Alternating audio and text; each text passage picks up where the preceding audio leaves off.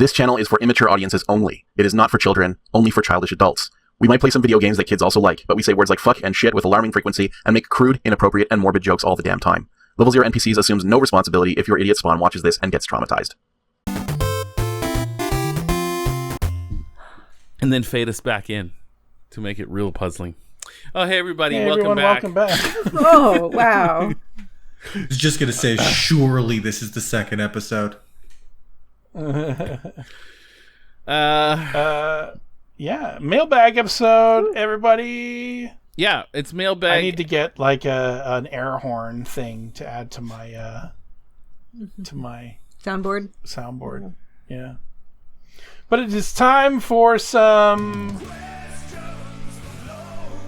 Oh yeah, have we decided even? I can't hear. I haven't heard a goddamn lick of audio. I think there is actually a broader audio issue because we're not hearing 12 I actually think I know what the problem is. I can fix it. Let's but pretend you heard the song. Woohoo! And I will fix the problem while Matt digs into the mailbag there. All right. Hey, okay, so there's no questions on the episode 1. That's okay.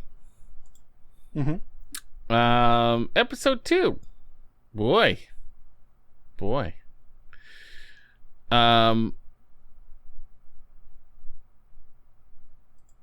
So we actually have a lurker who has asked a question. Welcome, lurker. Yeah. To our channel. Sickness. 4 days ago, which will be more by the time this happens. Been a viewer going on about 5 years now since the low single-digit days. We always wonder who those people are. We always wonder those days. Oh boy, those days went on for a long time. Those days did go on for a long time. I was definitely thinking about stopping the channel at one point or another during that time. It's like, nobody's watching this. Nobody cares. Yeah. That was even before we decided. That was before Kappa was a thing, and we decided that we were going to play it safe and lock our channel behind an age gate. But we have since undone that, and that has had a positive effect on our viewership. Yeah. That went nowhere. Anyway, single digit days, love your channel and what you do. Well, thank you. Thank you. We appreciate that. I'm normally just a lurker, but I actually thought of a question for Glory. Amazing. Yay! What do you...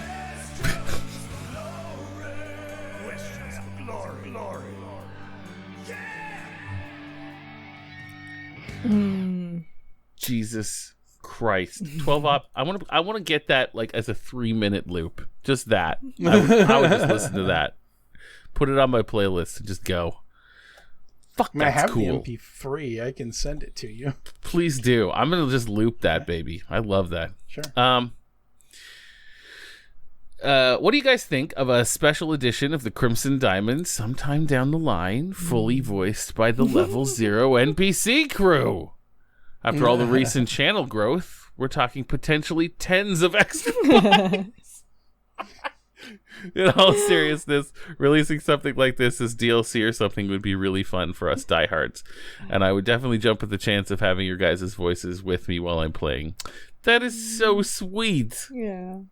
Aww. Yeah, that is. Well, I mean, AGS games do support the addition of Vox files if we can format them correctly. Theoretically, we can even do an unofficial sound pack for just the Level 0 NPCs, and Julia would not have to lower her Steam ratings by having that by chancing people who are not meant to hear that hearing it. Yeah, I have no idea how much work that is. It's probably a lot. Especially because if you're using the standard AGS dialogue system, it's actually not so bad. Huh. What is the standard AGS dialogue system? I don't think I use that. It's just all display text and character.say things. So I don't know how that all works. So it could be hard. And like the thing is there's always a lot of really cool ideas that people have. And my usual answer to really cool ideas is I have no idea how to do anything. And to even begin to implement that. But I think it would be a fun little thing. I just don't know how realistic it would be to do. But I would love to do that if that's not like something that's going to be super, super, super intensive, labor intensive. And you've got friends in the AGS community who have done it successfully, like Francisco and Dave. So I'm sure they'd tell you at least sort of the place to look. Oh, yeah, not to mention that the forums probably have answered that question ad nauseum as well. So. Oh yeah, I just think they're probably using the dialogue function thing, which probably like, but I didn't touch it at all. Like I don't know how to use that part of AGS. So. Also, like if you want to be done with this game for a while, yeah, that's I another totally thing. Yeah. get that. It's true. There will probably be I'm not really that interested in continuing to patch my game for now. Just a little bit. Maybe For a little I'll bit. come back to it. Yeah. Look, I can see that. So it's a possibility, but for now, you're just gonna. The show is probably gonna have to be the best thing, the next best thing to that. Yeah. But, yeah. It would certainly be fun to do the voices for a thing. You know, Yeah, that'd be a like our crawl watch party. You know, it would be kind of a. We don't have to taint Julia's product with our nonsense. However, we can do our own adventure game with our stupid voices if we want to. Yeah. I was gonna say in the last one when we had all those ideas about eating soap, peeling wallpaper, skeletons. That we could all make a game, like we could all make an adventure game, but the scope would be insane because we'd just keep doing that. We would just keep making these ideas. Just a one room escape room that will like almost certainly have an answer for everything you type into the text parser. Like make that the entire game. I forget what it's called, but there's a game or a piece of software that is essentially a point-and-click adventure game, kind of like this, except that it's multiplayer, but there's one player and essentially a DM who is constructing the experience as you go through. It actually like can add and edit things on the fly, or like based on how it's going, you can just change what happens next or what is in the room. You have. There are some games that do that. Neverwinter Nights that we released the enhanced edition for Beamdog has a DM mode like that. Whoa. There was one for Divinity Original Sin, or Divinity Original Sin 2, I should say, had a DM mode that I didn't explore very detailed. But there's one my brother showed me a while ago that graphically was sort of at a similar era to this, except you would compose the sprites quickly, and you could. If you the sort of DM worked quickly enough, you could generate weird content, such as someone making the stupid suggestion of there being a skeleton behind a wall. If you had a skeleton sprite ready, you could just drop one in, no problem. Well, yeah. Well, hey, one day. Sort of a Wizard of Oz setup where there's just a man behind a curtain desperately pulling levers. Yeah. So there you go. Cygnus. Hey, thank you for finally asking the question. Yeah, that's awesome. Thank you. And thanks for sticking with us all these for years. The next one. Yeah. We appreciate it. Don't be a stranger. Yeah. Join the Discord today. I get it though. I'm a terrible internet lurker. Oh God. I work in game development, and so much of it is desperately searching forum posts for someone with a similar problem. And I can't exaggerate this enough. I've never posted a solution. Not on any forum, not ever, not once. I've actually done like serious delving for really specific problems and found like dead end forums asking about that problem, and truly never once have I posted the solution even after I found it. It's morally bad behavior. Well, the worst is when you like have like a link to the solution in a forum post, and it goes to like a 404 and like nobody else ever bothers to post about the problem anymore because it's been solved once. Oh yeah. And then the link goes dead. But the link is dead. Yes. Especially where it's these days it's much more about knowing the shortest path to the piece of information rather than knowing the piece of information. So like you know the solution in that you remember where to find it. But then the link goes dead and you no longer have it because you never stored it in your real actual meat brain. Yeah. Just in a failed bookmark. Got another question from Rain234. Speaking of keeping the tab running.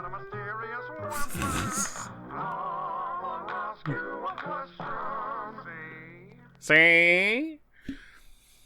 Speaking of keeping the tab running, what are your favorite small continuity in a video game? One of mine would be George having to help with the overflowing cellar if you leave the tab open in Broken Sword 1. You guys have anything like that? That's a very specific question.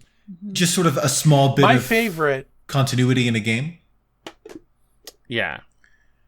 There is one that I'm very fond of in Curse of Monkey Island, the third Monkey Island game, and my favorite of the series.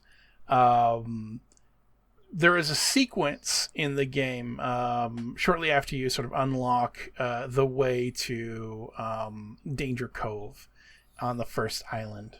You get swallowed by a snake, and then you get spat out by the snake after you make syrup of ipecac and have it spit you out, and it spits you out into quicksand. And while you're sinking in the quicksand, there is a thorn bush close to you, and there's a little plaque next to the thorn bush. And if you read the thorn bush, plaque.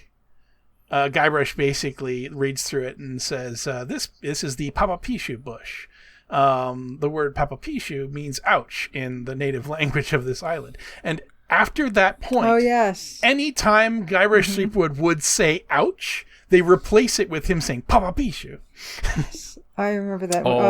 It's excellent. Every single every single instance where he would normally say ouch, he says Papapishu. Or if you never read that plaque, he will say ouch. That's amazing. That's very good. Wow.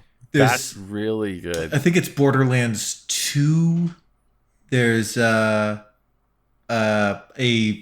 scientist on the island, or a zoologist, who's getting you to study creatures, and he keeps changing the name. Oh, and yeah. That one's good whenever too. he does it, the name actually does change.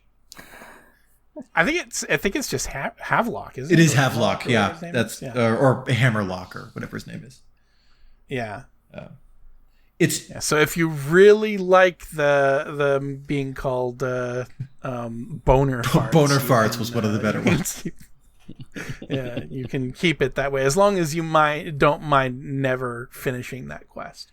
It's more of a trope than a piece of continuity. There's a bit in sort of like JRPGs and similar RPG type games where you will have a recurring mini boss that you fight at different levels, and you'll learn often mechanics from the mini boss in that they get a little tougher every time. But it's sort of it's this weird narrative thing where you sort of know that you're not going to kill them and that they're going to come back.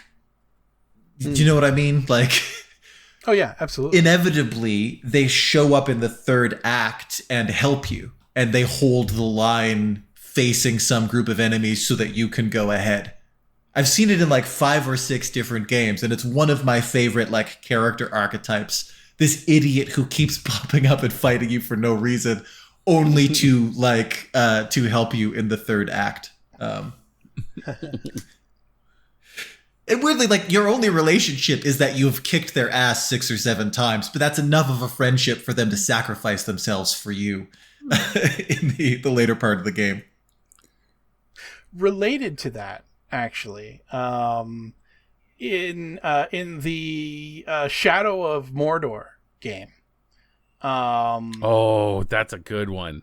You know the one I'm thinking of? Yes. Like, so you like, there is basically a small group of procedurally generated orc or goblin arch nemesis that you can fight, basically, right? So every time it randomly generates them, and basically you have to like go through and fight and kill, and if you want, and like promote one up through the ranks, basically, to kind of get your in. You actually you have a lot of control on who gets to be in charge if you pay attention. Yeah. So, but like one of the funniest things about that game is you can kill them, but sometimes they don't completely stay dead. I forget the circumstances under which they will come back or not permanently get removed from the roster of enemies. And if they return, then their bodies will have changed based on the way that you kill them. So like if you burn them to death, then they'll have big like burn scars. But you can behead enemies and they will come back. But they will have like like a neck brace or some shit like that on, basically, to be like, yes, they just put my head back on and I'm going to fight you. And like, it's fantastic. And not only that, it actually works the other way too. If they kill you and you get resurrected, and then when you come back, they're like, I thought we killed you. Yeah. It's pretty great. You can like deliberately die too, so that one person becomes more famous than other people, right? Yeah. Yeah. That's the one that went around with the orc named Douche. Yes. And they I love that video. They got Douche to be one of the big war band leaders. So you would get like hundreds of orcs just screaming, Douche, Douche, Douche, Douche. Yeah. Pretty great. That's fantastic. I'll link the video so you can check it out. It's one thing I appreciate in a that. game is when you can, rather than sort of thinking of all contingencies, you allow the player to cause their own problems. Mm-hmm. Yeah. That's actually another fun thing about Shadow of Mordor. It's really a pity that Warner Brothers patented the Nemesis system. Although, I mean, like, it's unenforceable. But anyway, like, you can even build phobias into the enemies depending on the way that you kill them. Like if you get like one of their war dogs to turn on them, they eventually become like traumatized and afraid of war dogs, so they don't fight as well if they're in proximity, or they're like, afraid of fire, for example, if you keep on killing them by burning them, that sort of thing. So it's great. Yeah. It's really, really well realized. If you haven't played Shadow of Mordor and you didn't know about that system, I would absolutely suggest checking out. Shadow of War took that sort of to the next level as well. Yeah. A lot of fun. Full disclosure, the company that Alex and I work for is part of the what is it called? Middle Earth and Friends, formerly the Embracer Group. So but we have nothing to do with the game. Also, if you like really wanted to watch Rings of Power and have a good time and you didn't, the Shadow of Mordor is a great thing to do instead. It's a good palate cleanser. Yeah. If you were sad that all the elves look like sitcom dads. Yeah. You want them to... You can actually get a Celebrimbor that's cool. He's very cool. He doesn't look like someone's grandpa. Anyway. Yeah. That would be mine. The Shadow of War. Yeah. Because, I took it. Those little self-authored pieces of continuity. Like playing Minecraft and dying in a lava tornado of your own design. Yeah. Hoisted by your own petard. Yeah. Yeah. Julia, got one? Well, mine is like a lot less elaborate than that, and it has to do with... I was trying, just racking my brain, but all I could really think of is at the end of Daggerfall on Ra, and I'm kind of wondering if this won't happen. But we saw little Daisy with the not little Daisy. We saw the domestic beetles with the steak, and I'm wondering if you don't go into that trunk and give them the steak, if we see them at the end. Ooh, probably not, right? Probably not. Yeah, Probably which not. Is kind of cute. Yeah. Yeah, that is a fun kind of recurring gag piece of continuity. Yeah. I guess you can finish the game without finding the corpse. Absolutely. So, yeah. absolutely. The Portal games are good for little Easter eggs and stuff like that, where something will be mentioned and then signs of it will appear later. They're very good at lampshading things in that game. Yeah, absolutely. It's more sort of deliberate comedic punchline kind of stuff, but they are, the way they lay that stuff out is quite good. Yeah. All right. Well, there you go. Nat Almiral has a question. Would like to lodge a question. I like that one.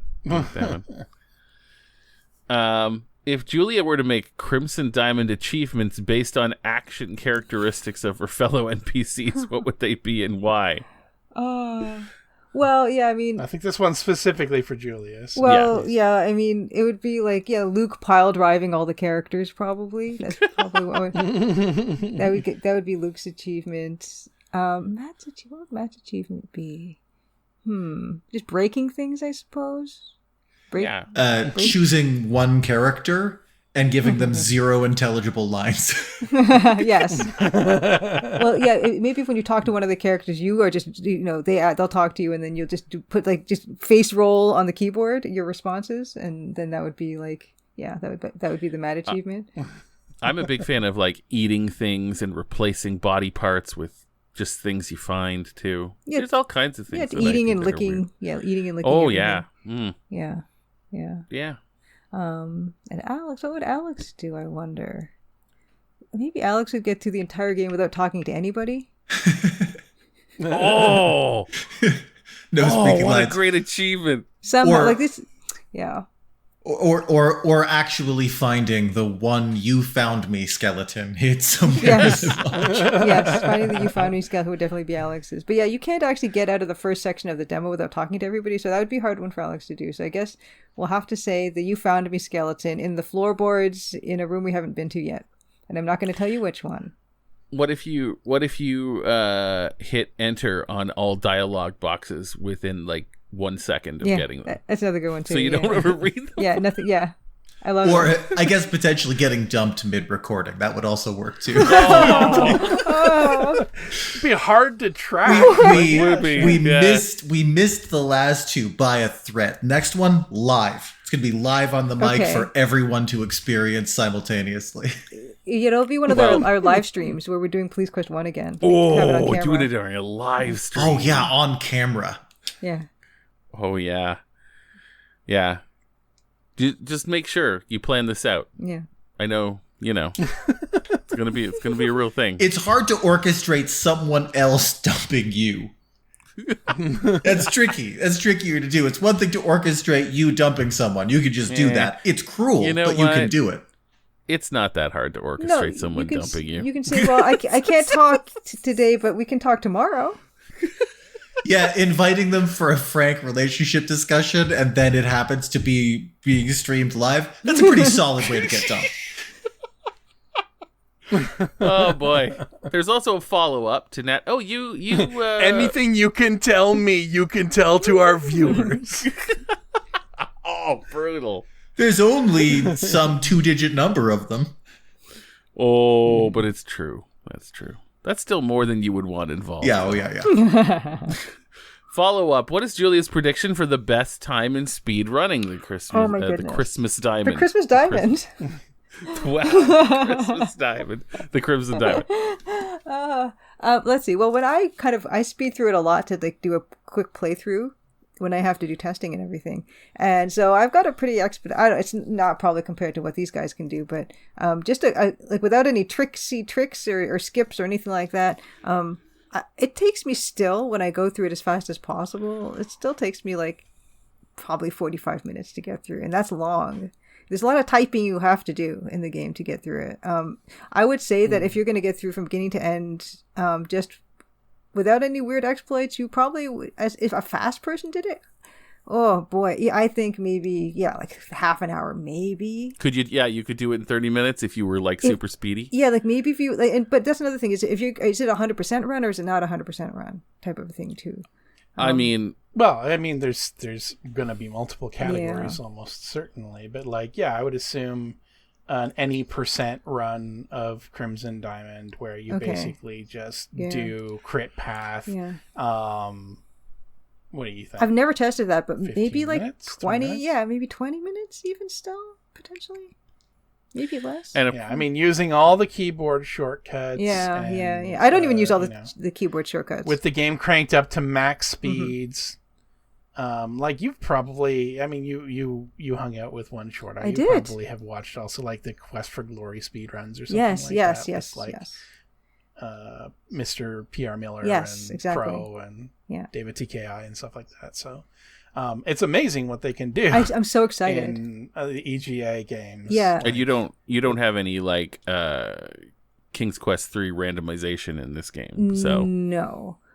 yeah. Also, you've made it exceedingly easy for speedrunners because like they can just do WWE. Yeah. Oh yeah. WS, Yeah. So that's what they're and doing so there. on, without having to be precise, without having to manually walk to a door. Yeah. So that might be faster in many cases. It probably would be faster to do that do it that way. But yeah, I actually should try that. I'm going to be doing like full playthrough testing tonight, I think. And I should try just absolute like least amount of like stuff, just the fastest through possible. And I'll be able to come back at you with with an actual response to this next time we stream. Nice. And of course, it's impossible Oh my gosh. to know what the glitch runs are. No, of You course never not. know. Yeah, well, that's the thing, right? Like, Yeah. any percent not glitchless, or with. That reminds me, glitches. guys. We record will on be- Thursdays, and next Thursday do. is the launch day. I know. So, like, I already have something scheduled. Oh, when is that supposed to be scheduled? Hold on, I got something like scheduled. I'm gonna be on like a live stream. That's Oh, fair. sweet. But let me see this. I gotta see the Yeah, time. I mean, of it we first. might. So we might not have an episode. We might on not launch record weekend. one. Let's see. This It's is a going to big be day. happening. Okay, 2 to 6 p.m. Actually, that's not going to interfere with it. So we could probably still record if the thing Well, hasn't let gone us up know in on the flames. day. Let us know how you're feeling. You Yeah. might be very it tired might- at the end of the day. Yes. Yeah. On launch day. Don't overexert yourself. I'm sure the viewers will understand that you want launch day off. It might. And I'm willing to bet, because I know for a fact that your PR people are reaching out because they offered us a key. Oh, did they? Yeah, that's what I mentioned in our Slack channel. Oh, the okay, other yeah, day. yeah, They yeah, sent that's us a key. They're like, we think you'll enjoy this game, the Crimson Oh Diamond. my God. It is a retro EGA Look at them. thing. Look at them go. Yeah. They sent one short Yeah, eye they a sent key one to too. us. I noticed in the spreadsheet. I'm like, oh, they sent one short eye key. I guess I could have done that, but it's just, Yeah, beat me to it. I sent a response. Yes. I'm like, hey, not only are we already playing the Crimson Diamond, but we are not going to be breaking embargo. We kind of got a key because Julia's actually one of us. So, one of us. Yeah. Yeah. They haven't gotten back to me with a response yet. I think she sent the mail and then left on vacation because the auto response I got was like, not back until the 11th. Yeah. So, Yeah. But no, I'm glad that they're really reaching out, which is kind of They are great. reaching out. That's excellent. Yeah. I'm hoping that the void of content left by the level 0 NPCs, like if you are too tired to record next Thursday, is filled by many, many other players. Oh, we'll Yep, see. absolutely. We'll see if people are like. I've been sending out my day today was reaching out to like a lot of like my Twitch friends who are like just sending them keys and stuff and saying, hey, if you want to play this and stuff, but you don't have to, and I totally get it and all that. So yeah, we'll see who's going to be up for it. In fact, there was one. I don't want to say a name because I don't want to make him obliged to do it or anything. But he said he would play it, and I said, I've got this full hint book that's already prepared. Do you want to like do that, or are you a pro, or something like that? Like, you want to go pro? And he's like, pro, and then with a gif of like Nice. Montgomery Burns like laughing diabolically, and I'm like, yes. Nice. So I know at least one streamer who's going to try just doing it completely blind, and I really respect that so much. Oh my gosh, I can't even imagine trying to play it all the way. Well, not just play it all the way through, but like do a really good job. But some of these people, I mean, wow, they're really good at these things. Being fair, like, you have actually made this game very accessible. Like, the notebook alone helps a lot to figure out like what you need to do. Like, but what I have been playing, the only reason why I'm not like I haven't made it to the end of the game is because I'm kind of savoring content and trying weird shit. in my personal playthrough. So, but like I've never felt like I don't know what you want me to do. Okay.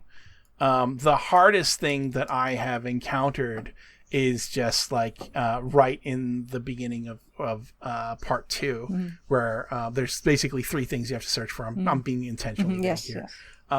And not knowing where to find the third one. Okay. So, Okay. yeah. Yeah, that's good to know. I tried to make it easy as possible, but then I've heard people, like my testers are saying, one of them who's tested a lot of games, said it might be one of the most complex adventure games that he's played. I think it's very complex, but I don't think it's obtuse. Okay, Yeah. that's good. You seem to be That's communicating interesting. very clearly, which I think is a big part of game design. Because that was my Yeah. concern, and that's why I wrote the whole hint book, is because I thought that I don't want people to get stuck and frustrated and then quit it. I want people to fully enjoy it, and I thought that it would be tough to do that otherwise. So that's good to know that maybe I didn't need to do all that hard work. But no, people will appreciate it. People will appreciate it, People will absolutely. especially like press and people reviewers, appreciate it. who like they don't have the time to figure stuff out. They got a full plate. So Yeah, Well- as long as you're willing to read, like it is not an obtuse game. I have not run into any moon logic yet. no, Yeah, no. if you're No gonna snake Aaron oil Hansen moment. this shit, No. yeah, Yeah. If you're gonna Exactly. Aaron Hansen this shit, you're not gonna get far. Well, yeah, Read. precisely. Read. I hope they play it. They got sent a key. I Oh, wonder they did? if, like, Yeah, if Danny will play Fucking the game. oh my god, yeah. They sent it. I saw Yeah. it on the spreadsheet. They sent it. I'm like, oh my gosh. that would be I so hope he awesome. does. I hope he does. Dan is gonna. This is right up his fucking. Can have it on Yeah, I know. He'll love it. Oh, I hope so. We'll see. Hey, nice answer. Yeah. That's good. I'm looking forward to it. And you know what? Next Thursday, if you're exhausted after the live stream, that's understandable. If you're running on adrenaline and you just need to do something, we'll play. And if you want nothing to do with the game after that for like a few hours, that's I'll be understandable. like, let's go. Let's play all the way to the end right now. Everyone else is. Let's do this. Let's go. And I'll just be like telling you It's exactly true. what to We do. will Go not be there. the first channel to finish the game. Go there, I'm type this, do guaranteeing that. you this now.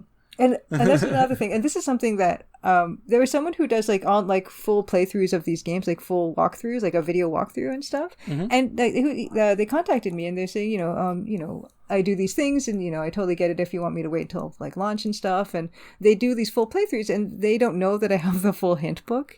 And I almost am like, what if I don't tell them? And they think they can play like it fully and show like the whole thing without a hint book. But I just feel like I would be fascinated to find out if they could, but I feel like they would be really annoyed at me if I didn't tell them about the hint book, especially because they'd. I think it's a service that they're providing because people that get stuck in these games, like maybe they can't, or they have for whatever other reason, difficulty or whatever, they can't really consult the online hint book, and then in which case, like if they're more visual people, then the visual walkthrough is going to be super helpful to them. So I feel like I should facilitate this person making this video, even though it is a narrative game. I think I don't want people to get stuck, and if that's the way they need to consult a walkthrough, then I'm totally for it. I think It's an interesting balance, really. Like, this is a narrative adventure game. It does have a start, middle, and end, and like the content is very specific. We are going to spoil a lot of it, and there is definitely a school of thought where like a video of like this does potentially detract from the sort of final product, because like we are disincentivizing people to find their way to the end themselves, or to even bother, because they can still get all the content, quote unquote, without having to actually engage with the game itself. I don't necessarily put a lot of stock into that, but I appreciate the inclusion of your own hint book. I think that's classy because, like, Oh, so cool. sometimes people just want like a cozy, retro game experience where they don't necessarily want to puzzle that hard about it. And I think it's cool to just exactly. include that. Yeah, I want as many people to enjoy it as possible and to the fullest that they can. And I have, that's why I first did it for press, where I'm like, I want them to give me a good review and I don't want them to get frustrated and then give me a bad review. But then, I was thinking of making it open upon launch or maybe a bit later, and then just enjoy the game. That's what I want the most out of anything. I've held Yeah. one of my sort of hot takes in sort of game design is that it's not the game designer's job to be clever. It's the game designer's job to make the player feel clever. Yeah. So when the player solves the problem, they feel like a genius. Not when the player finally gets past an obstacle, the game designer's like, yeah, isn't that clever? Isn't that neat? Like, no, don't like. I want to feel like the clever one. I don't want to know how clever the game designer is. I think there's an aspect of almost like customer service or hospitality, feel like a philosophy like that, where you could say that, oh, I've got this really great like play that I'm going to put on in a theater. But if your theater is like standing room only and it's, it's on muddy ground and you have bad snacks and everything, then you're not going to facilitate an enjoyable experience for the person, no matter how good what the thing is on stage is. Oh, yeah, that's true. Putting on a play in a shithole is not going to do anyone any favors. You just make it uncomfortable for them and just say, well, no, I mean, if my thing's good enough, then you're going to enjoy it regardless. Well, that's not the case. You want to make it so that people are comfortable enjoying something and then they'll enjoy it more. Yeah. Well, you seem to have thought this out. This is like, I mean, clearly you did. I think it's going to be fine. We don't need a hint book because we got you. Yeah, free hints. Well, all the hints are going to be free, but I did put a donation link up on that just in case. You never know if people are grateful. But yeah, I mean, we're gonna do it all. There's a good quote to sort of Alex's point from Sid Meier, the guy who made Civilization and many, many other games. And I'm gonna probably butcher it a little bit because I'm speaking it from memory, but basically, like, it is the player should be the one having fun, not the designer or the computer. Yeah. Oh God, yeah. Yeah. It's easy to lose sight of that, especially in sort of studio settings where there's a lot of clashing egos, clashing opinions, and stuff like that. You can easily lose the forest for the trees. Yeah, I actually have that written at the top of the wiki of the game that we released, Mythforce. Sort of the internal design document wiki. I have that written right in the front because we actually did have some problems like that where there was a lot of like, we were getting a little too far into like the design, kind of getting up our own asses about it, and yeah, you got to kind of remind yourself of that sometimes. Well, I mean, I can't say that there's no ego here for me. Like, I want people to think, oh my gosh, this is, how clever, or how insightful, or how heartful, or I want all people to feel that, but they won't feel that if they're stuck. You can do both too. Like when in the opening scene, I was immediately taking notes and I saw the fish going down, or like that fish, same color as the diamond. Conspiracy board. Immediately in the next scene, the diamond is in the fish. And it was clever to put the fish in the title slate. It wasn't there for no reason. But even though that's you being clever, I felt clever for noticing. Yeah, hopefully there's going to be like a fair share of that, which is why I'm so excited for people to get to the end, because they'll be like, oh my gosh, that happened earlier and then it goes back to this and then it's in like this later thing and all that stuff. Yeah. So that's why I want people to get to the end, because I want them to think, oh gee, how clever, Yeah. Oh yeah. Well, I think there's a strong distinction between like, having a really cool idea and wanting to implement it and, feeling clever because you have done that, and like,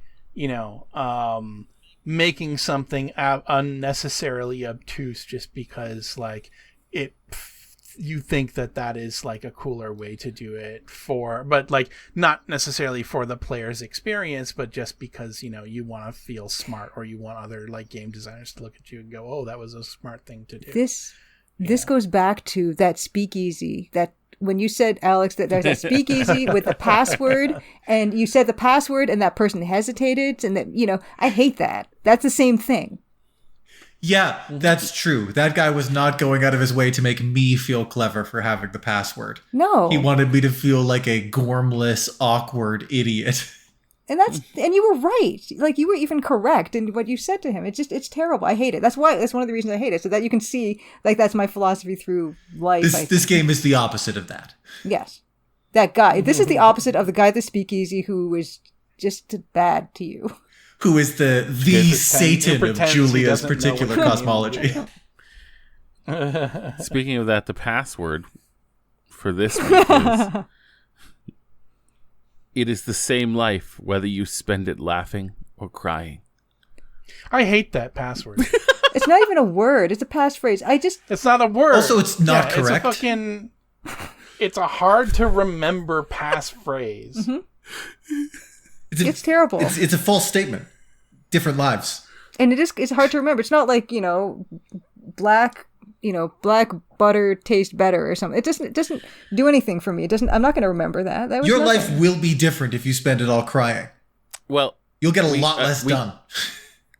I get the password on Thursday, so we should spend every Thursday spending a second to roast their password. Well, can you say it again, please? Because I've already forgotten it. Sure, yeah. It is... That's the hallmark of a bad password. It is the same life, whether you spend it laughing or crying. So not true. Also so not true. It's like something you'd see on a Lululemon bag, Also, if you don't do both, you're doing it wrong.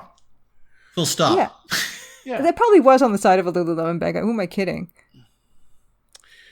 Well, we got a crimson dilemma from Idras. Whatever happened to the cart?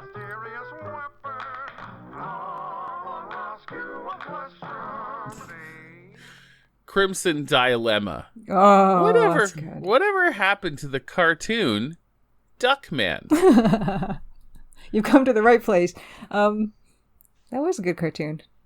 It's just over now. It eventually got canceled. I think it was on USA originally. It was sort of at the height of Jason Alexander's popularity. There was even an adventure game made based off of it, or maybe even two. I have them on my computer. They are not bad. They're worth playing. If you liked Duckman and you don't mind its particular sort of sense of humor. It's got all the actors, Dweezil Zappa and Jason Alexander and all those guys, sort of reprising their roles. And it's a point and click adventure game. It's fantastic. What happened to it? It got canceled eventually. Simply. I'm not familiar with it. Duckman. Had a few seasons? It was. I'm trying to remember. I don't know if USA was the right channel that was on. It was sort of a late night cartoon series. With Jason Alexander as the voice of a private detective, Duck, whose wife has died previously. He's a bit of a lech, but he lives with his wife's sister and their mutant children. And he has a sidekick pig named Cornfed. Cornfed, thank you. Who was voiced by Dweezil Zappa, very deep voice, son of Frank Zappa, who is like a super detective. Yeah, did some of the music as well. Is like a super detective. Yeah. But like is also the sidekick and like kind of just plays the role of the sidekick, even though he's so much better than Duckman is at his job. It was a very funny show. It was really cool. Very well done. Some of this art rings a bell. Yeah, I probably just didn't. You're looking. Yeah, probably didn't have the right channels as a kid. That art was very 90s. That is such a 90s cartoon. Oh, it's that aesthetic. God, it's of its time. That could be it too. Some things are just of their time. So the style was of its time, but the stuff they did in it was a little sort of ahead of its time. Right? Like, there was like... Oh, shit. Cornfed was not Dweezil Zappa. It was Greg Berger. Oh, was it? Dweezil was Ajax. Dweezil was the eldest son. My fault. My bad. But yeah, like they did a bunch of like pop culture references like years before that became like a thing that everyone did, right? Like, so that's kind of, that was a little interesting. I don't remember it all that much. I only watched a few episodes, but they did it was very contemporary. They did riffs on contemporary things, which is like, that wasn't hugely done back in like the 90s. So I wonder if it Yeah. holds up, because I did seem to. I remember watching it quite a bit, but I don't remember much about it. But there was something compelling, because I did like the style, I did like the color palette, I did like the character design. I love Bernice's character design. I think it's kind of amazing. Yeah. Like a lot of media of its time, it is of its time, and you have to be willing to accept a little bit of the raunchiness, the fact that there is a whole lot of quote unquote male gaze. Oh, yeah. in Oh, yeah. it. But yeah, I mean, it went for 70 episodes. Wow. Right? It was not a short Oh. run. It was 4 seasons. It did. It got on DVD in like 2008, I want to say, which I think like weirdly pushed it back up for a while. But yeah, I'd have to know more And about it was it. even nominated for a few like primetime Emmys and stuff like that too. So. Show's end is the short answer, and sometimes like I think we've all had a property that we liked get rebooted and then hated the reboot. You know, Yeah. there are worse things than a show ending. Ending is sort of what a show should do eventually. So yeah, there's worse fates than just eventually drawing to a close. Jason Well, Alexander. I think it had an ending, right? Like it wasn't just like abruptly canceled. So it was it's not 4 like, seasons. Like 80% of the shows on Netflix, it actually like had a beginning, a middle, and an end, right? I don't remember how it ended. I did see the finale. I remember it was being advertised, but yeah, and it was on the USA Network. There you go. So There you go. I wasn't wrong about that. Thinking about it now, and then thinking about other media that I've consumed since then, I'm getting the feeling that the Corn-Fed and Duckman, that dynamic reminds me a lot of Disco Elysium with those two characters. Oh yeah. With the unnamed Yeah. protagonist, or unnamed for a while protagonist, and Yeah. Kim Kitsuragi. Yeah. Where he's kind of stoic, but also, there's something underneath there that is, kind of fun and interesting too. Yeah, and the kind of a straight man and also very good at his job. I don't know. Just thinking back and remembering what that show was like, and then having played a bit of Disco Elysium, I feel like there's similarities there. Disco Elysium would be a fun game to That's play. true. You know what's quite funny about all of this is a non-zero number of new viewers will probably watch this because of the game that we're playing, and we've just hit our first mailbag episode. Hi, welcome to Level 0 NPCs. Sometimes people ask us non sequitur questions about Duckman, and we'll spend 20 minutes answering. Yeah, this is also our podcast, and you got to get used to that. If this is your first Level 0 NPCs series, first, hello, thank you for joining us. Also, sorry. But also, like, this is us being good. If you go back and watch Colonel's Bequest or Dagger of Amon-Ra, this would just be part of a normal episode. Sorry, I have hiccups. We just scattergun this stuff forever, and you don't know when the gameplay's happening. We're being good this time we would and just doing stop randomly. I really do feel like Colonel's Bequest, we were like maybe at an all-time high of just podcasting and not really doing anything. It continued to snowball. Yeah. I think. While that game was in so many ways revolutionary, it caught us at a bad time. I think we were not kind of in the mood for that, but also it no buts you a lot, right? It's like as opposed to the improv yes and, like, it doesn't really, there's one specific thing you need to do and you don't really know what it is unless you look it up. There's some dead ends like that in Colonel's Bequest. It was a bit heavy on those. Yeah. Yeah. So there. But That's also, like, Laura Bow was personalityless in Colonel's Bequest as well. Like, it got a lot better in Dagger of Amon-Ra. There was a whole lot more to actually experience, but it was very passive experience in Colonel's Bequest, and it was further exacerbated by the fact that we really went goblin mode. Playing Colonel's Bequest, and so little was allowed. But that's where we got Cake Laura from. Oh yeah, no, it was not an unfunny series for us, but it was definitely Anyone hoping for a sort of- scholarly playthrough was left sorely disappointed. We sort of took the opposite of the game design philosophy that Luke had. That, as long that as it's series fun for was us, very that's all much that for us.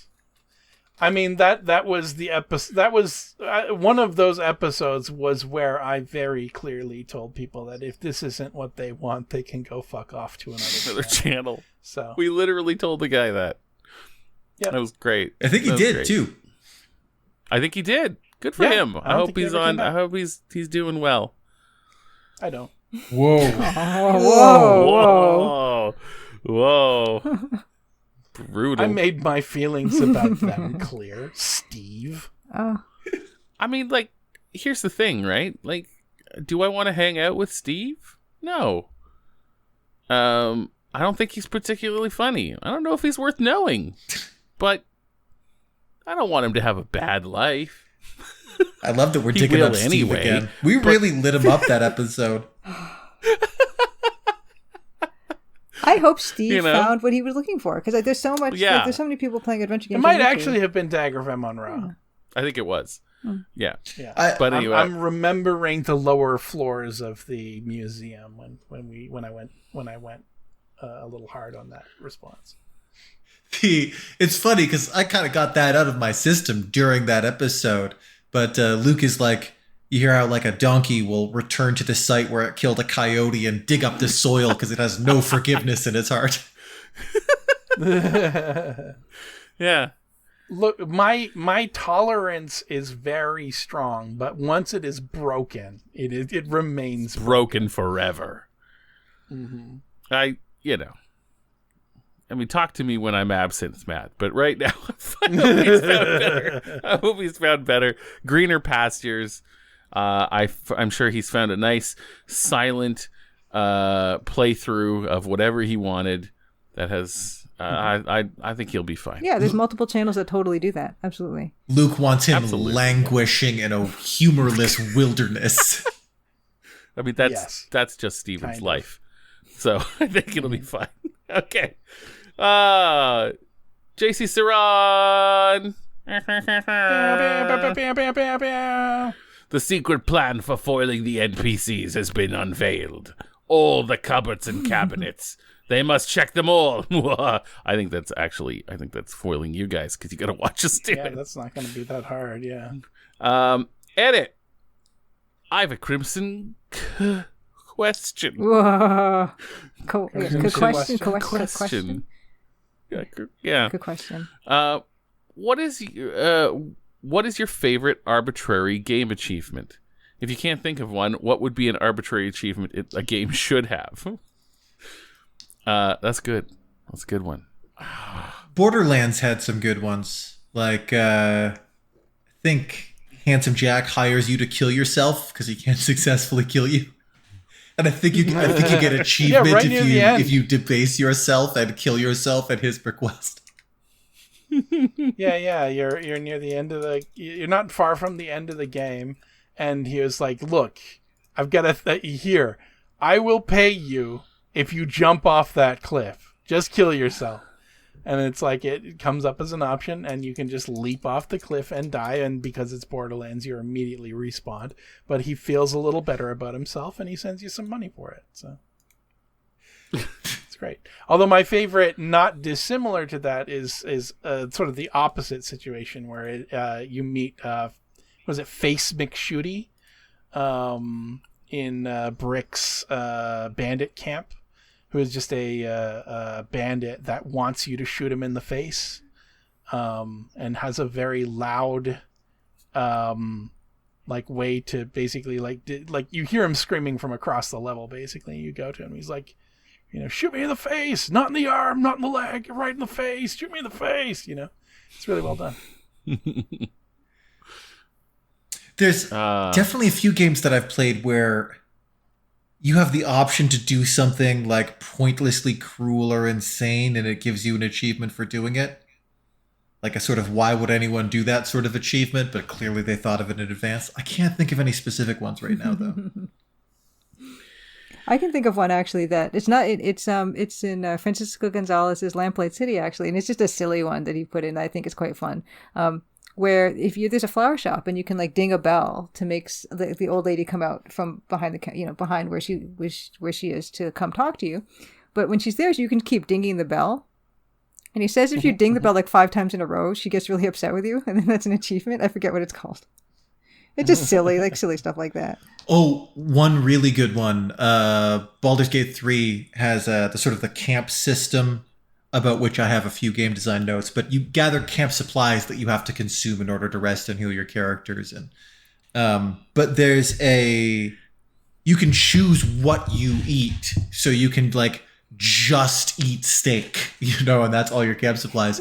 But if you have enough alcohol, you can rest on nothing but alcohol, and it's just 70 bottles of wine or something is all your entire party eats, and you get an achievement for doing one night's sleep on nothing but booze. There's one in the Lego Lord of the Rings game where if you, and I've never played this, but I've heard of it and I thought it was pretty awesome, that if you could just start the game, and if you just walk to Mordor, you get the one does not simply bronze trophy, which is pretty cool. I think that's pretty cute. It actually can happen anytime. You could you just go through the game and you just walk into Mordor and then you get it. Plunk. It's pretty great. But the best one I experienced, I think, was Portal 2. I think this is a fairly famous one, where at the end, when spoilers, you're fighting Wheatley, and the chapter is called, what is it called? Chapter where he kills you or something like that. And then GLaDOS says, as the potato, well, this is the chapter where he kills us, or the part where he kills us. And then he says at the same time, hello, this is the part where I kill you. And then as the music starts, then the little achievement comes up. This is the part where he kills you. I thought that was pretty cute. It just happens all bang, bang, bang, one after another. That was pretty awesome. It's just an arbitrary achievement because you get there, but I liked it. It came up, the game came up earlier in conversation, but Disco Elysium has some really good achievements as well. I think probably my one of my favorites was an achievement called Unbelievably Boring Fuck. And the goal, or the way you achieve the achievement, is to say 7 incredibly boring things in conversations. Basically, there's another one not dissimilar to that called the sorriest, or literally the sorriest cop on earth, which is apologize 10 times. And it's got 3 exclamation marks after 10. And I was playing kind of Columbo Harry in my playthrough of Disco Elysium when I played it, and so I got that one pretty quick. That's awesome. Yeah.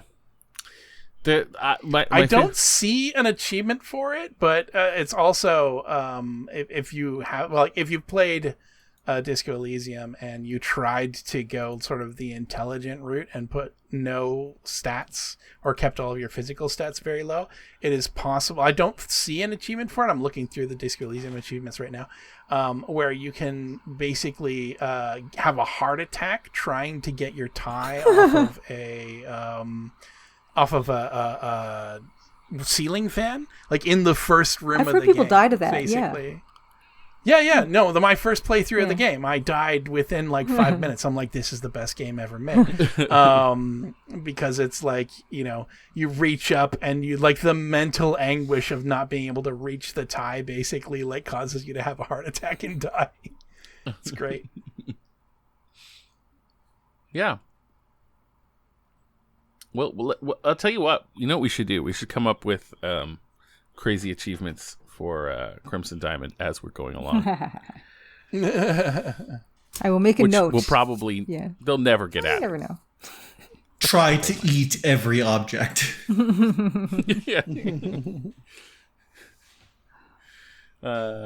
That's type 5 different wrestling moves into exactly. Even for that first achievement for opening up all the coverage and doors in Chapter 1, I'm trying to find my tally of how many there actually are that you can open and close in Chapter 1. Oh yeah, here it is.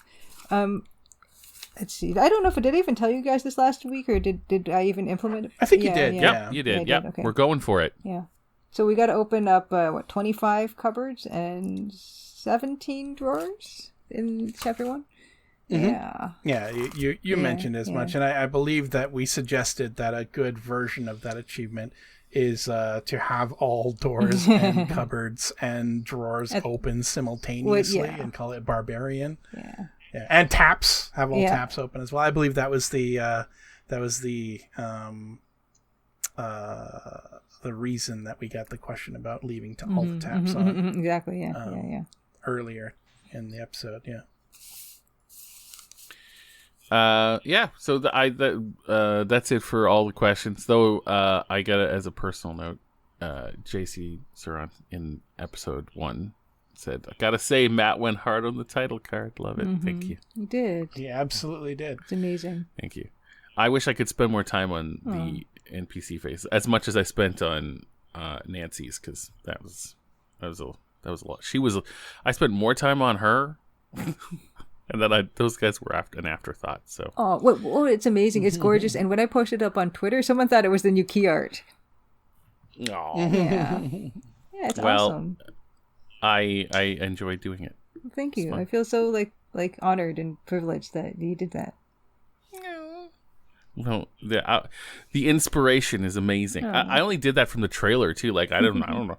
I didn't know who half these guys were. I was just like, whatever. Here we go. Now I do. I know who some of them are. I'm into it. I'm excited to find out more as we go. I'm fairly certain that Crimson Diamond now has officially more fan art than MythForce does. So. Oh.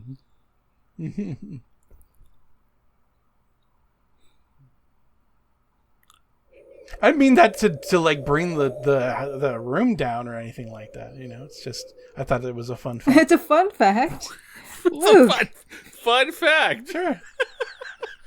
Your game is very compelling. People like making fan art of it. I love it. The energy is that not the funny? energy levels I bring are probably not making it clear. I am genuinely excited to get back to this and to be recording. I don't know that my ability to carry on a conversation is keeping a pace with it. Now I'm thinking back to every time Luke has ever said something was fun, and I'm questioning it because is that what he meant? All right, everybody. Tune in next week when I know we said we were going to do some gameplay, but I just fucking lied. That happens. I just lied. It happens. You weren't lying. It just wasn't true. It just wasn't true. I thought we were gonna. Yeah. I saw we had 3 questions, 4 questions. Mispredicted. You mispredicted. I thought we were gonna have 4 questions. I'm like, yeah. I feel we'll like just there go may through have that. been some questions from the last episodes of McGraw that we have missed as well. But. Oh, you know what? Jesus. It's well, we'll do. Not my ex, but my ex got me a Venus flytrap for my desk at Silverback. Matt may vaguely recall this. I do. She said that she would. I said, that's very sweet, but I'm not very good at taking care of plants. And she said, no, I'm going to come in and take care of it for you. And it wasn't a lie, but I knew that it wasn't true. And sure enough, that Venus flytrap turned black, and I threw it out a week later. Oh. Was that fun too, Luke? It's funny. Definitely. Definitely fun. I see. We'll see about next week. I don't know. I don't know what's going to happen. I'm now.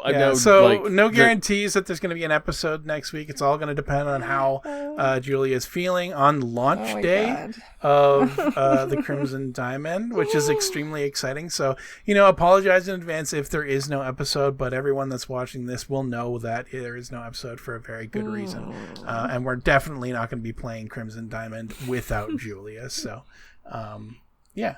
No worries. Like if we don't have one next week, then we don't have one next week. We'll pick it up the following. So. I love that we don't know.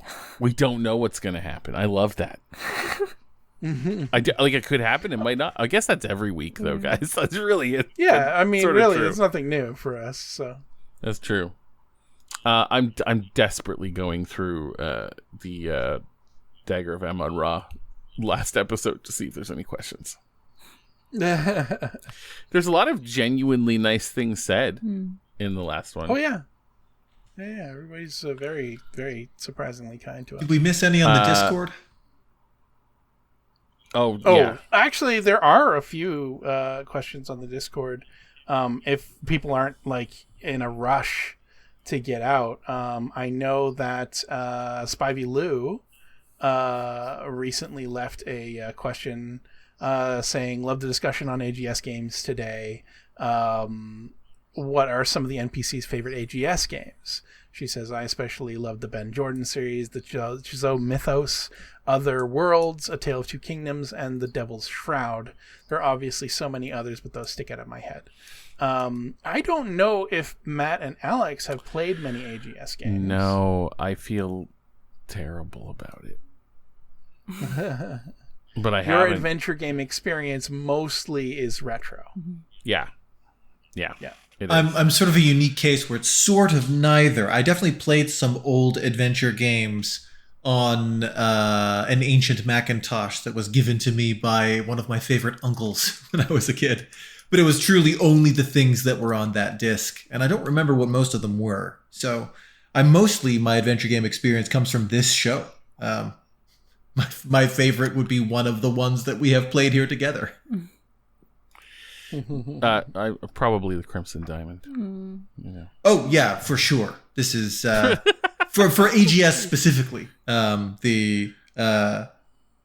And also just like this seems like a radical improvement on a lot of the stuff that was sort of Well,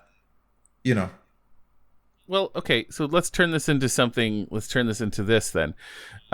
Julia and Luke, you guys have played a bunch of these, and you know me and Alex recommend. What would be good for us to play? Perfect Tides. Perfect Tides is an AGS game by Meredith Grant. Perfect Tides? Yeah, Perfect Tides is incredible. Absolutely incredible. That's the first one that comes into my head. I met Meredith Grant at the Adventure Game Hotspot Fan Fair. She was on the pixel art panel with me, and she's amazing. And that game is amazing. I believe the game is also available on Steam. Yes, it is. It is. I heartily recommend that one. It's like a super accessible type of game, and what it does is it recalls not just a time in a person's life. It's when I think the character Mara is in like maybe 15 or 16. So if you remember all what that comes with being that age, it evokes that perfectly. Not only that, but the era of like the 90s, like early 90s life. Awesome. It's really, really, really special. Amazing. Okay. For me, probably like I am an older member of the AGS forums in that, well, not only in that I am actually older, but also like I was a member of the AGS forums when I was in university, like 20 years ago. So, that was a very special era when a lot of people were really, really, like, it was very active, the AGS forums and stuff like that. And that was sort of my main stop on the internet. It's where I spent most of my time. This is before Twitter and even Facebook and a lot of social media. So like all of my friends online were AGS forum goers. And I worked on a couple of little group projects and stuff like that. Most of them which never saw the light of day. But a very influential creator, or sort of pair of creators, of brothers, formed the group Herculean Effort Productions. But Greg, the younger brother, I think, of the two, who did the music, and I worked together on a project and happened to live fairly close to one another in California as well. So I got to meet him in person. And their game, Apprentice, and Apprentice, I think there's a sequel too, are among some of my favorites, just because they were very influential. They really showed off the potential of AGS when a time when it really did need a couple of flagship products. And this is, of course, before Dave formed Wajit Eye and started releasing games commercially. Like Dave had, I don't know if he's particularly proud of it, or he likes people to talk about it. But there was a proto game, which eventually I think he converted into the Blackwell games called Bestowers of Eternity, which was also very fun. There were a lot of really, really well-made, sort of very experimental kind of games, but also the Reality on the Norm series holds a very big place in my heart as well. Awesome. And I think that we should do them on the show. Yeah. That sounds great. There you go. Awesome. You have a real history, Luke. Got a real freaking crazy ancient history. With AGS? Yeah. I've been there for a long time. I don't think a lot of people remember me anymore. Because once I actually got a proper job in video games, I don't even think I specifically had a non-compete, but I kind of stopped working on adventure games because I was working on, console games at the time. Right. So, I kind of fell off of the community back in like 2006, 2008, something like that. So, but there are it is what it is. There are elements of old sort of adventure games, text parser and point and click, that are there because of the era that they were in, like old quarter eater arcade games, right, where the difficulty was part of it. The replayability was that it was just kind of fucking impossible. Like lots of games were made that way.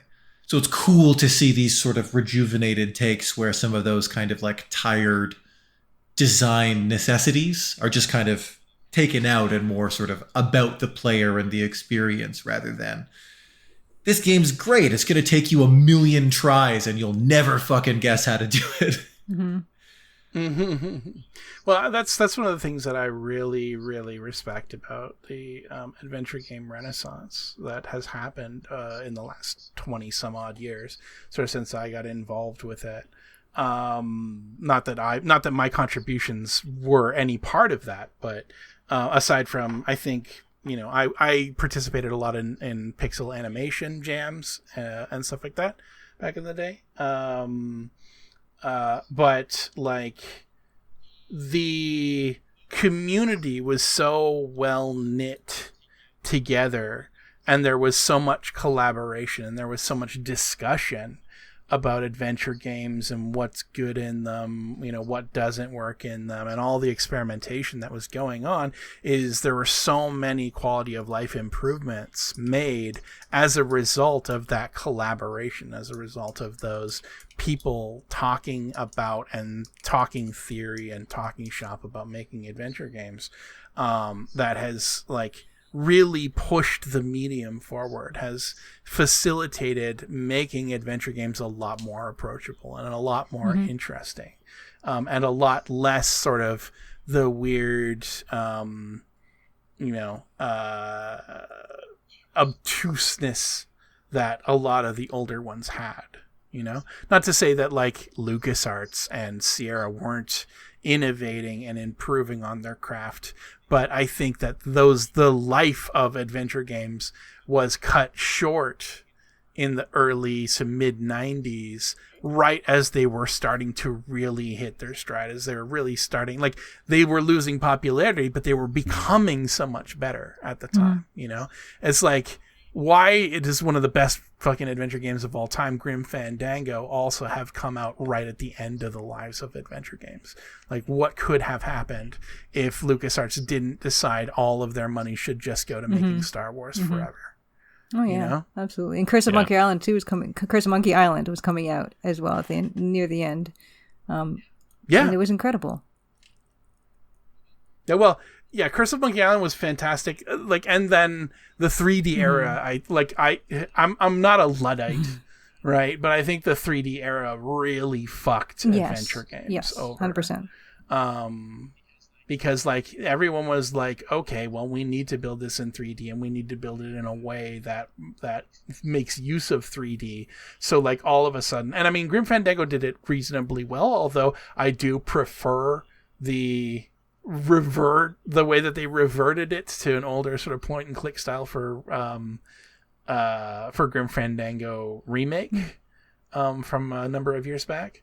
But they like the tank controls and the like location based, like physically turn your character to look at a thing and then press an interaction key and stuff like that. Like it really made interacting with older adventure games a drag, or like adventure games a drag, because they were like shoehorning in this technology they didn't need, but felt that they had to in order to keep up with the influx of big 3D titles like, you know, the PlayStation games that were coming out at the time, Final Fantasy VII and Resident Evil and fucking Quake on the PC and stuff like that were dominating at the time. And those so games were really challenging. They were really challenging. Like 3D games are also really challenging to run on hardware. So even if it was amazingly designed and awesome, it's probably not going to run awesome on your hardware, no matter how good the game happened to be. In which case, you're going to have a bad experience anyway. Yeah, precisely. So, yeah, it's unfortunate. Like it was just bad timing, and you know, like as a modern example, like Matt and I play D&D every week. Luke is still a card carrying member of the group, though he only joins us seasonally these days. But Baldur's Gate 3, fun game. You know, it's a lot of interesting stuff in there. Lots of fans of D&D would play it. Not every member of our group can. Like, not any computer can play that game, right? So if you've got a terribly expensive computer with, you know, 100 gigs to spare, yeah, you can play Baldur's Gate with your friends. But if not, you can't. It just won't run. So, like, there's a certain extent to which things become impressive and they become inaccessible as a result. Whereas anyone can play something like this. Yes.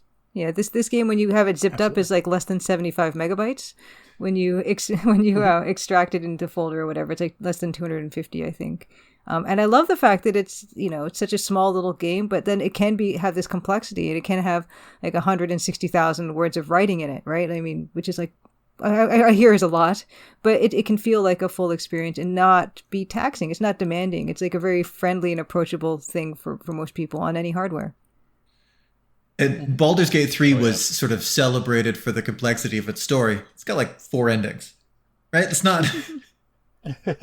There's like, and really it's like a couple of endings with a couple of variants. And like a couple of the characters have different endings. But the only reason it's complicated is that like the dialogue is all recorded and changes slightly based on the different permutations. But like, yeah, it's, the story's impressive for how expensively the game is constructed. But, you know. Yeah, it's smoke and mirrors, but it's very good production quality, I think, more so than the actual complexity of the story. Yes. Like everything is also performance captured, and I think that's really where Baldur's Gate shines. Baldur's Gate 3, I should say, shines. In that, like, you know, all the performances, first of all, were just very well done. Like all of the actors did an amazing job in Baldur's Gate 3, but also like the folks at Larian also went the extra mile and like put together a conversation and a cinematic dialogue system that allowed them to do a ton of, I don't know if even all, but like a lot of the conversations were fully acted. Wow. You know? And that's not something you see. Oh yeah, production quality, insane. Yeah, that's incredible. The variety of those endings was a little bit limited by the complexity of that production. Which is what happens, yeah. Mathematically, there can be only so many threads, only so many things. So it's a technological triumph. And like a narrative triumph. Like that's one of the most complex stories with that level of production to have been made, for sure. For sure, yeah, absolutely. But yeah, it's a balancing act between the narrative and the technology. Yeah. Yeah. But yeah, it's one of the most cinematic video games, especially at that scale, ever made.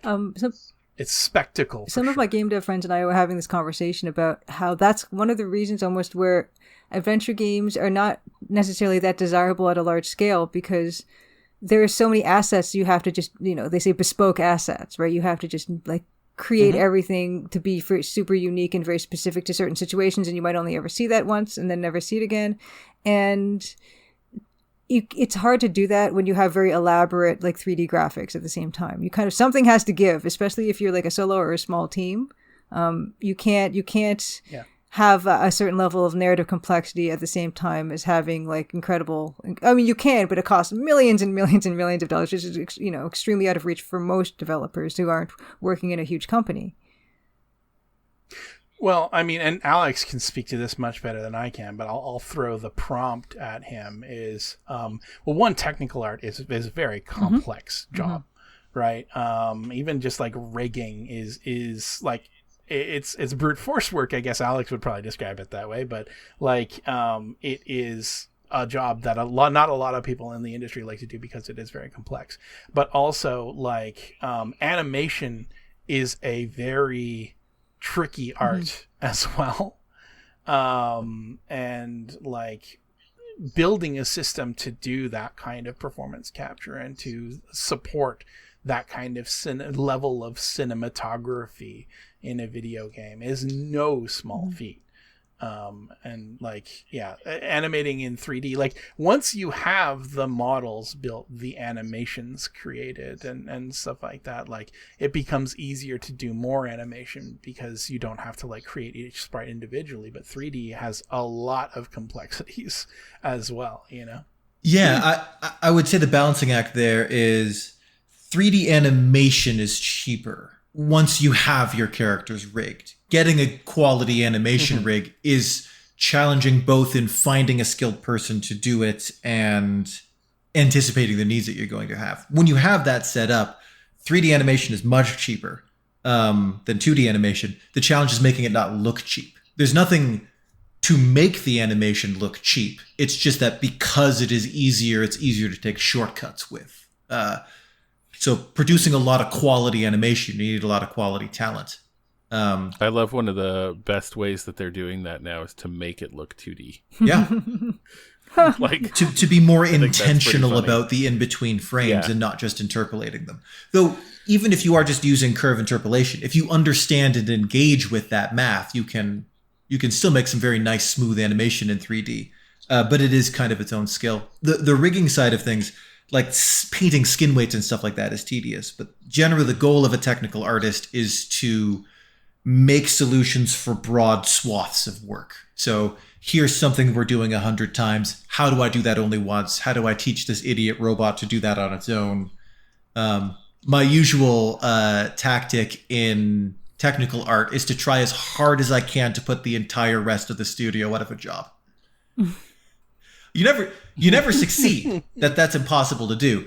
But if you're doing everything you can to be like, this script will do everything for everyone. If that's the mark you're trying to hit, you'll fall shy of it, but you'll be sort of carrying your weight as a technical artist.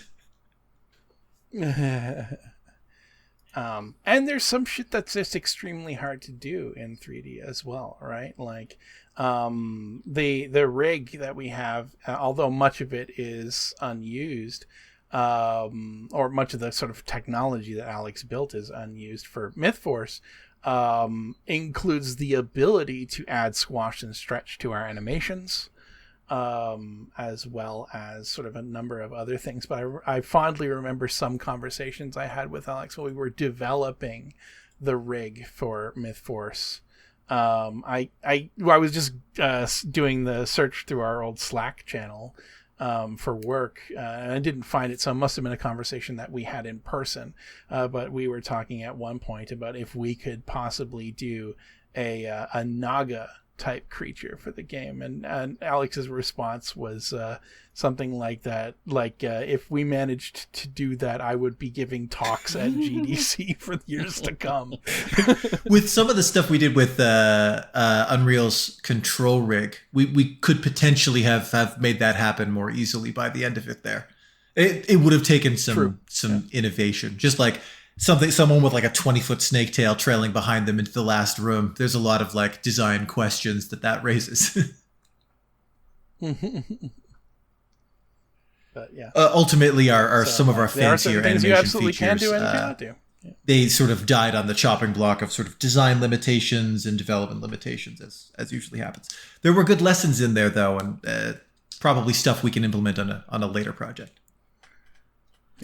You could make a giant snake that does very specific things in a very specific area. A character with a giant snake tail trying to navigate through a procedurally generated space is a much harder thing to do. You just need a procedurally generated tail and some guardrails to make sure that it doesn't look insane all of the time. I love you guys, but I gotta go. Yeah, that's fair.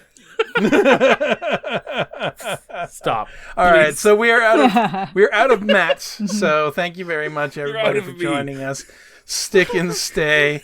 Have yourself a tomorrow. We will see you maybe next week, maybe the following week. If you want to know, we will post in the Discord whether we're recording or not come next Thursday. But also, everybody, Crimson Diamond, this very game that we have been playing, comes out 1 week from recording. Less than a week from the airing of this episode on Thursday, August 15th. Everybody, get yourself a copy. Buy and it. Play the game yourselves. Leave a positive review for Julia on the Steam store page. And enjoy the game. It's a really fucking good game, and like we're playing it slow, but go in there, get in there, play the game, experience it for yourself, and then come back to watch us bumble. Come back to watch us fuck it all up. If you want to recreate this experience, you can just have a friend write up some questions for you where you can stop the game for, an hour at a time, and you can just answer questions to them that they Play ask. like us. Yeah, you can do that if you want. But you can play it out however you want, however it gives you the most pleasure is what I definitely would be a fan of. Yeah, and if you haven't joined the Discord, join it. It's been a little slow the last couple days, the Discord. I think people are on I don't know if they're on vacation or if they're just busy. Yeah, people have lives. People got lives. I'm not one to talk. I almost am never on there. I need to get on there more. Life's tough and complicated. We appreciate you guys taking some time to share a little slice of yours with us. Yeah, absolutely. Yeah, we know our episodes are like an hour long or longer these days, so it's not even a short time investment.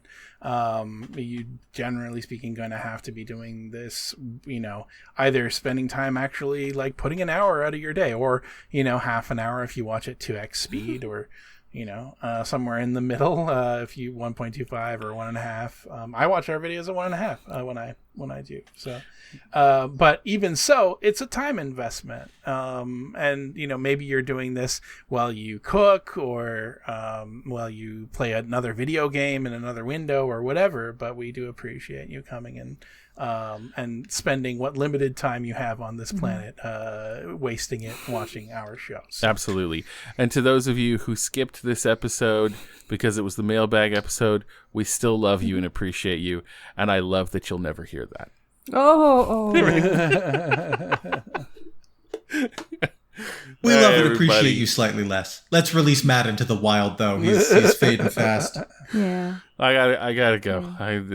Today's been a day. Also, I had a solution all spooled up on Unreal Engine for work just before we started recording, and I've been waiting this entire time to figure out whether I'm a genius or an idiot. Fantastic. All right, everybody. See you next time. Bye. Love you. Bye. Bye. Bye.